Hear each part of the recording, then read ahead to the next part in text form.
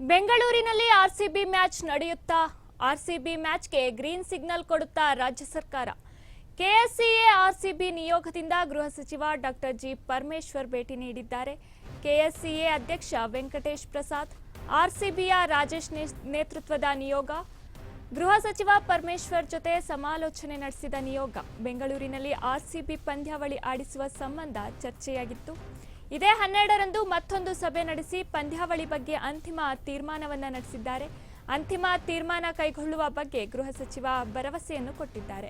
ಬುಧವಾರ ಆರ್ಸಿಬಿ ಅಭಿಮಾನಿಗಳಿಗೆ ಸಿಗುತ್ತಾ ಗುಡ್ ನ್ಯೂಸ್, ಕಾದು ನೋಡಬೇಕಾಗಿದೆ. ವೆಂಕಟೇಶ್ ಪ್ರಸಾದ್ ಅವರು ಅಧ್ಯಕ್ಷರು ಮತ್ತು ಅವರ ಸ್ಪೋಕ್ಸ್ ಪರ್ಸನ್ ವಿನಯ್ ಕುಮಾರ್ ಅವರು, ಅವರ ಜೊತೆಯಲ್ಲಿ ಆರ್ಸಿಬಿ ರೆಪ್ರೆಸೆಂಟೇಟಿವ್ಸ್ಗಳು ಕೂಡ ನನ್ನನ್ನು ಇವತ್ತು ಭೇಟಿ ಮಾಡಿದರು. ನಾವು ಈಗಾಗಲೇ ಏನು 4ನೇ ಮಾರ್ಚಲ್ಲಿ ಘಟನೆ ನಡೆದಿತ್ತು, ಅದರ ಹಿನ್ನೆಲೆಯಲ್ಲಿ ನಾವು ಸರ್ಕಾರ ಜಸ್ಟಿಸ್ ಕುನ್ನಾ ಅವರನ್ನು ಸಮಿತಿ ಮಾಡಿ ಏನೆಲ್ಲ ಆಗಿದೆ ಅದನ್ನು ಮತ್ತು ಅದಕ್ಕೆ ಕರೆಕ್ಟಿವ್ ಮೆಷರ್ಸ್ ಏನು ತಗೋಬೇಕು ಅದನ್ನೆಲ್ಲ ನೋಡಿ ನಮಗೆ ವರದಿ ಕೊಡಬೇಕು ಅಂತೇಳಿ ಜಸ್ಟಿಸ್ ಕಮಿಷನ್ ಅವ್ರನ್ನ ಪುನಃ ಅವರು ಕಮಿಷನ್ ಮಾಡಿತ್ತು.